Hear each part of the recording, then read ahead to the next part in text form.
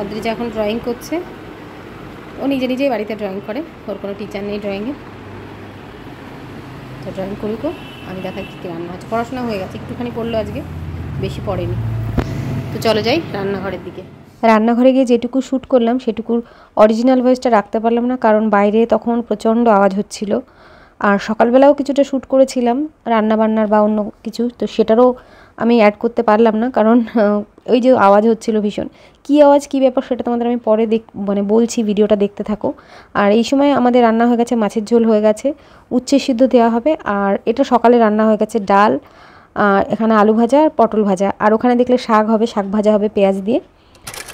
অনেকদিন পরে আজকে ছাদে এসে ব্লগটা শুরু করলাম। নমস্কার সবাই, আমি লিপি, আর তোমরা দেখছো এলএস বেঙ্গলি ব্লগ। আর জুন মাসের 5 তারিখ, আর বার হচ্ছে বুধবার। তো এখন বাজে 12টা, মেয়েকে স্নান করাতে নিয়ে এসেছি, আর এই সময়টাই ব্লগটা শুরু করলাম। তোমাদের ছাদের চেহারাটা আজকে একটু অন্যরকম মনে হতে পারে, তোমাদের একটু দেখাই। এই দেখো,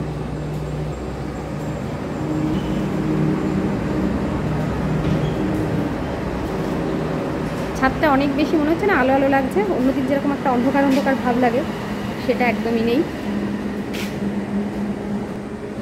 তো এই যে তো কারণটা বলি, কারণটা যে কারণে সকাল থেকে আমি ব্লগটাও শুরু করতে পারিনি, ঠকঠক খটখট আওয়াজে, ওই ঠকঠক আওয়াজে, বিভিন্ন যন্ত্রপাতির আওয়াজেই ঘুমটা ভেঙেছে আজকে। এই যে এখানে একটা গাছ ছিল, কদম ফুলের গাছ ছিল, তো ওটাকে কেটে দেওয়া হয়েছে। আর এই পাশের যে গাছের যে ডালপালাগুলো সেগুলোও ছেটে দিয়েছে। তো যাদের গাছ তারাই করেছে, মানে যাদের জায়গা ওটা তারাই করেছে।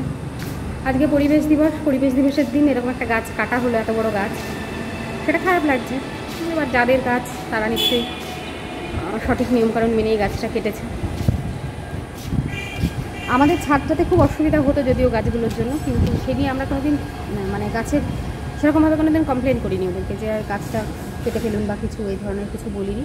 সবসময় বলা হতো ডালটা একটু ছেটে দেবেন, আমাদের এদিকে যেটা চলে আসছে ডালটা সেটা একটু ছেটে দিতে বলা হতো। তো ওদের প্রয়োজনেই কেটে দিয়েছে। গাছটা বেশ অনেক পুরনো গাছ, মানে আমি বিয়ের পর থেকে তো দেখছি এত মোটা, প্রচুর মোটা গাছ। এখন ওদের মনে হয়েছে বিক্রি করে দেবে, বিক্রি করে দিয়েছে বা কী করেছে জানি না।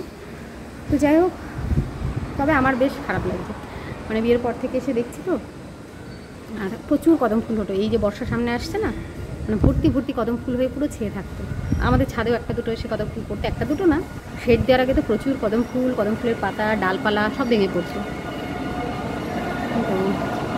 ওই আম গাছের আমও ঝড় ঝড়লে পড়তো, তো ডালগুলোতে সব কেটে দিয়েছে। তো ওই যেটা বলছিলাম আর কি, গাছটা কেটে ফেলেছে, খারাপ লাগছে। তো কিছু করার, মানে কী করারই বা আছে আমার।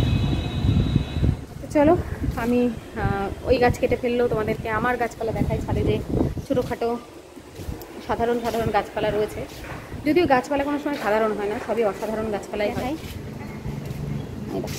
এখানে সেরকম কোনো গাছই নেই, সবই আমার এখান থেকে ডাল ভেঙে সেখান থেকে ডাল ভেঙে নিয়ে এসে লাগানো, মানে নার্সারি থেকে কিনে নিয়ে এসে লাগানো গাছ খুবই কম আছে আমার, এক থেকে দুটো এরকম।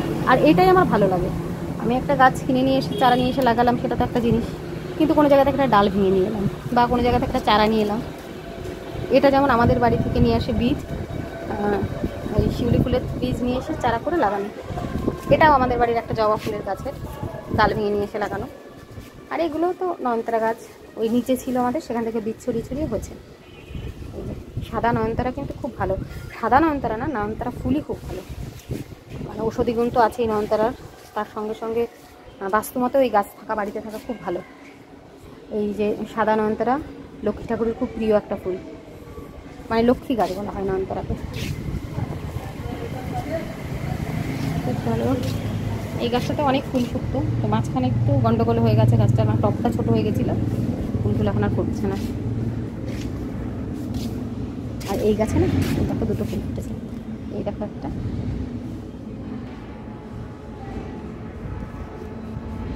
আর একটা এইখানে, এই দেখো আর একটা, আর আগের দিনও একটা ফুটেছিল মনে হয়, সেটা গাছেই রয়েছে। ঠিক আছে, গাছেও একটা দুটো ফুল থাকতে হয়, গাছের ফুল গাছে একটা দুটো থাকবে না তাই হয়? মেয়েকে স্নান করাতে এসেছি, তো স্নান করিয়ে নিই তারপরে। ঠিক আছে, আবার তোমাদের সঙ্গে পরে কথা বলছি। প্রচণ্ড সাউন্ড ছিল নিচে, তো তার মধ্যেও কিছু কিছু শ্যুট করেছি। তবে সেইগুলো যদি অ্যাড করা সম্ভব হয় তো আমি এই ব্লগের সঙ্গে অ্যাড করে দেবো। মেয়েকে স্নান করিনি, গাছটা কেটে ফেলার পরে না প্রচণ্ড গরম, আরও গরম লাগছে এখানটায়।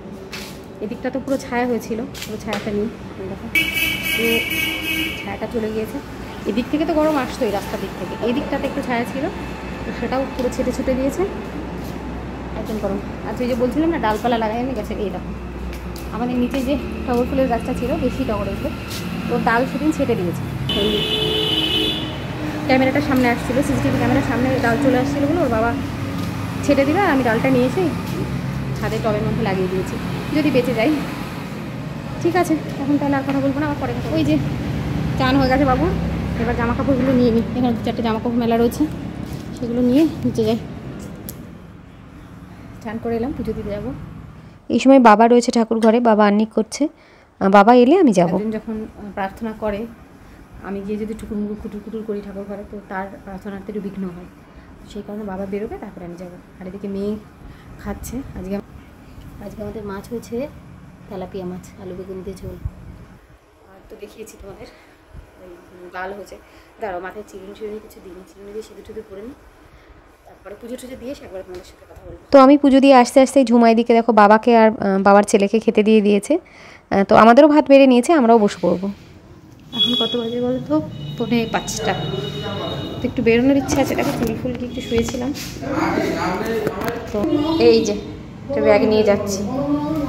কোথায় যাচ্ছি তোমাদের বলছি, বাজারে ব্যাগ নিয়ে এখন এই সময়, চলো দেখা।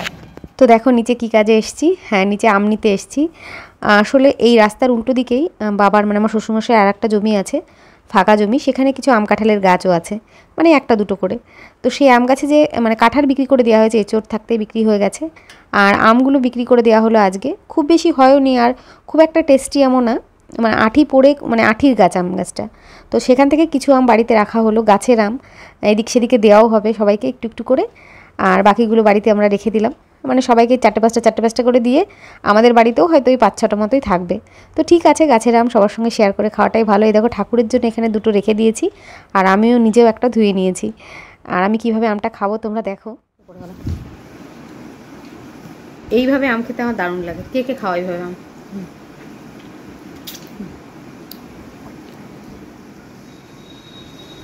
মাম্মা রেডি, অদ্রিজা রেডি, আর এদিকে বাবাও রেডি। চলো আমরা যাই। এখন বাজে 5:30, আমরা 3জন একটু বেরোচ্ছি। কোথায় বেরোচ্ছি, কেন যাচ্ছি, সেগুলো সবই যেতে যেতে বলবো। চলো। এখানে বিশ্ব পরিবেশ দিবস উপলক্ষে একটা অনুষ্ঠান হচ্ছে। না এটা সেফ জলঙ্গি আচ্ছা সেফ জলঙ্গি হচ্ছে, মানে সেটা পরিবেশ দিবস উপলক্ষে করছে অনুষ্ঠানটা, কিন্তু ওই সেফ জলঙ্গি ওই সংস্থাটা করছে, তাই তো? এটা হচ্ছে আমাদের কৃষ্ণনগরের কদমতলা ঘাট, তাই তো? ওখানে সব ঠাকুর বিসর্জন হয়, জগদ্ধাত্রী ঠাকুর সেখানে বিসর্জন কদমতলা ঘাটে। একটা পার্ক মতো হয়েছে, সেখানেই যাবো। তো তোমরা বুঝতে পেরে গেছো আমরা কোথায় এসেছি। হ্যাঁ, আমরা এসেছি আমাদের কৃষ্ণনগরের কদমতলা ঘাটে, এখানে একটা পার্ক মতো হয়েছে, তো সেইখানে অনেক দিন থেকেই হয়েছে, শুনছি সবার কাছে, ফটোও দেখছি, কিন্তু আমাদের আর আসা হয়নি। তো আজকে চলে এলাম, আর মেয়েটাও ঘরের মধ্যে থেকে থেকে বিরক্ত হয়ে যাচ্ছে। সেই শান্তিনিকেতন থেকে ঘুরে এসেছি, তারপর আর ওকে নিয়ে কোথাও বেরোনো হয়নি।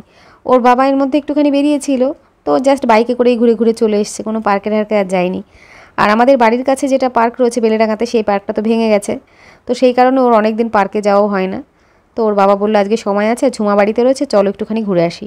তো দেখো এখানে এই লাইট আর সাউন্ডের ব্যাপারটা রয়েছে, আর এখানে মিউজিক হচ্ছে বলে আমি আর সাউন্ডটা রাখতে পারলাম না। তো দেখো এখানে এসে মেয়ে দারুণ মজা করেছে, তো তোমরা দেখতে থাকো। এখান থেকে একটু দেখাই, বেশ ভালো করেছে কিন্তু, বেশ সুন্দর। এইদিকে বসার জায়গাও রয়েছে অনেক। তো দেখতেই পাচ্ছ অদ্রিজা কতটা আনন্দিত, নাচতে নাচতে যাচ্ছে একদম। তবে এখানে এসে একটা জিনিস দেখে খুবই খারাপ লাগলো, সেটা হচ্ছে জলঙ্গি নদীর অবস্থাটা, পুরো কচুরিপানায় ভর্তি, পুরো মজে যাওয়া নদী মনে হচ্ছে।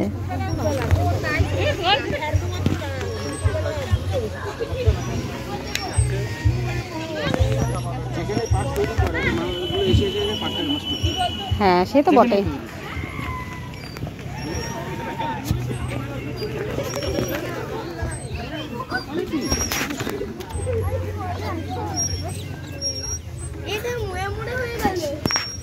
উঠতে ভয় পাচ্ছে ও।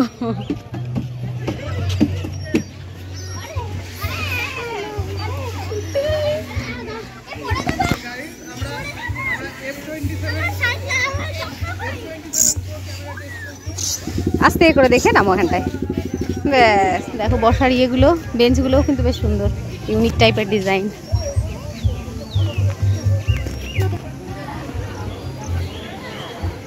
এখানে একটা রেস্টুরেন্ট মতো রয়েছে, ক্যাফে কাম রেস্টুরেন্ট। কী কী পাওয়া যায়?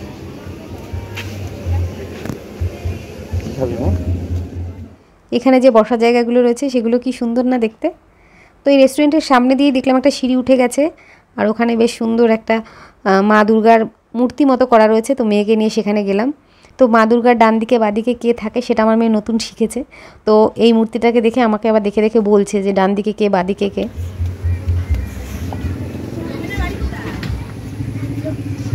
হ্যাঁ,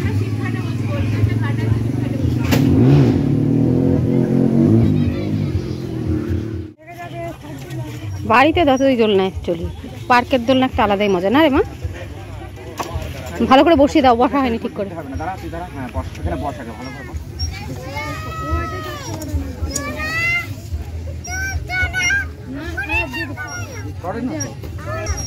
তুমি একটু চড়বে, তুমি একটু চড়বে, তুমি একটু চড়বে, দেখো ভাবনা চিন্তা করে।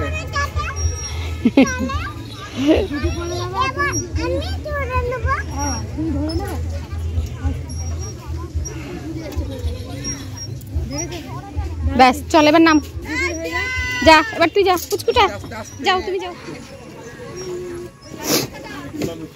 এরপরে আরও কিছুক্ষণ আমার মেয়ে খেলাধুলা করলো, তারপরে আরও ঘোরাঘুরি করেছি ভেতরটা। চলো তোমাদের সব দেখাচ্ছি কোথায় কোথায় আরও ঘুরলাম। এই দেখো এখানে ওর বাবা দাঁড় করিয়ে দিচ্ছে ঠিক করে কীভাবে ফটো তুলবে। এমনিতে তো ফটো তুলতে একদমই পছন্দ করে না, কিন্তু কিছু কিছু সময় যদি ওকে বলা হয় তখন একটু রাজিও হয়।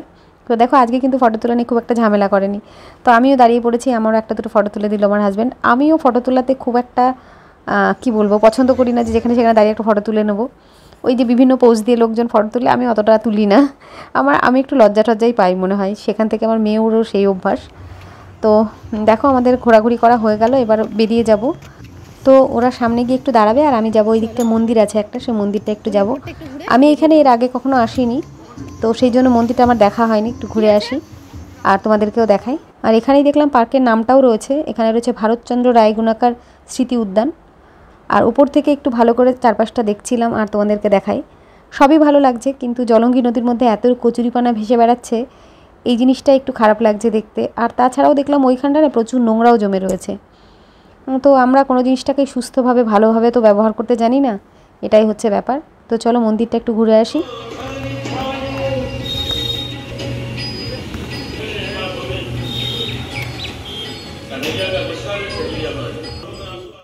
ছোট্টর মধ্যে মন্দিরটাও খুব সুন্দর লাগলো। আর মন্দিরে গেলেই, যে কোনো ধরনের মন্দিরেই তুমি যাও না কেন, মানে যেখানে ঈশ্বরের স্থান, যেটাকে আমরা বলি মন্দির হোক, চার্চ হোক, মসজিদ হোক, তো সেখানে গেলেই দেখবে তোমার মনটা কিন্তু অনেক ভালো হয়ে যায়, মনটার মধ্যে অনেক শান্তি আসে। দেখো এখান থেকে মন্দিরে আসা আর একটা রাস্তা রয়েছে। তো মন্দিরে একটু ঘুরে এসে, মানে খুব বেশিক্ষণ দাঁড়াইনি। আচ্ছা, মন্দিরটার নাম হচ্ছে ঘেটুরে বাবা শিব মন্দির, এটাও আমার জানা ছিল না, এখনই জানলাম। তো বেরিয়ে এলাম পার্ক থেকে, আর বাইরে থেকে তোমাদের একটুখানি দেখিয়ে দিলাম। দেখো কি সুন্দর লাগছে দেখতে এখন। আর এখন আমরা যখন এসেছিলাম তখন কিন্তু ভীষণ গরম লাগছিলো, একদম হাওয়া ছিল না। তবে বেরোনোর সময় তখন দেখছি হালকা হালকা করে হাওয়া দিচ্ছে। তো বাইরে এসে সামনেটায় দেখছি চা বিক্রি হচ্ছে, তো একটু চা খেয়ে নিলাম, মানে চায়ের দোকান রয়েছে একটা। তো চা খাচ্ছি আর দেখছি আরও অনেকে বাচ্চাকে নিয়ে যাচ্ছে পার্কের ভেতরটাতে। তো চা খাওয়া হয়ে গেল আমাদের, আর আশপাশটা একটু ঘুরে ঘুরে দেখছি, বেশ হাওয়া দিচ্ছে এখন হালকা হালকা। আর আমরা তো চা খেলাম, মেয়ে খেলো একটুখানি ম্যাঙ্গো জুস। তো এই ম্যাঙ্গো জুসটা খেয়ে নিয়ে তারপরে মেয়ে খুব আনন্দ করেছে, ওকে বারবার জিজ্ঞাসা করছিলাম আমরা কেমন লেগেছে তোর। দেখো ঘেমে নিয়ে একসা হয়ে গেছে, মানে একটু ছুটোছুটি করলেই তো ঘেমে যায়, আর গরমও ছিল, এখন একটু হাওয়া দিচ্ছে। তো ঘোরাঘুরি কমপ্লিট হলো, এবার আমরা ফিরছি। চলো এবার বাড়ি ফেরা যাক।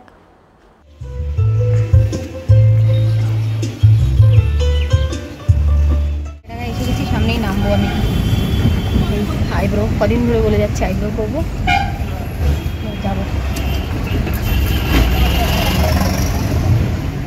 ফেরার পথে পার্লার হয়ে ফিরলাম। অনেক দিন থেকে তোমাদের বলছিলাম আইব্রোটা প্লাক করাবো, তো সেটা করিয়ে নিলাম, নিয়ে এবার আমরা ফিরছি। আর এখনই কিন্তু ব্লগটা দেখা শেষ করো না, এর পরেও কিন্তু সারপ্রাইজ রয়েছে বাড়ি ফেরার পরে। তো পুরোটা তোমরা দেখো, তাহলে বুঝতে পারবে। তো ফিরছি, পার্লার থেকে বেরিয়ে দেখি রাস্তায় তো প্রচণ্ড জ্যাম, ওই রেলগেট পড়েছিল নিশ্চয়ই। তো অঙ্কুর সামনে গিয়ে দাঁড়িয়েছে, এই দেখো বাড়ি এসছি, এসে দেখি কাকু কাকিমা এসছে, মানে ঝুমার শ্বশুর শাশুড়ি, মানে আমার ননদের শ্বশুর শাশুড়ি এসছে। তো তো ওরা এসছে অনেকক্ষণই, তো আমরা ঢুকলাম, তার কিছুক্ষণ পরে বেরিয়ে গেল। আমি তো এসে ঠাকুর ঘরে ঢুকে গেলাম, আর ঝুমা ওনাদের চা করে দিয়েছিল। তো সারপ্রাইজটা কিন্তু এখনও না, তোমাদের একটু পরেই বলছি কি ব্যাপার।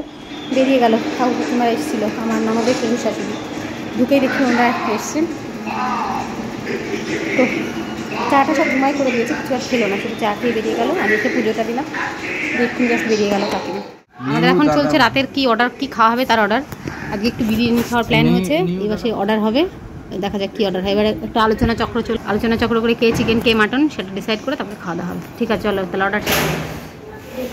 খাবারটা কখন আসে, আমরা নিচে গিয়ে দাঁড়াই, চলে আসবে হয়তো এক্ষুনি, যা লোকেশন যা দেখাচ্ছে।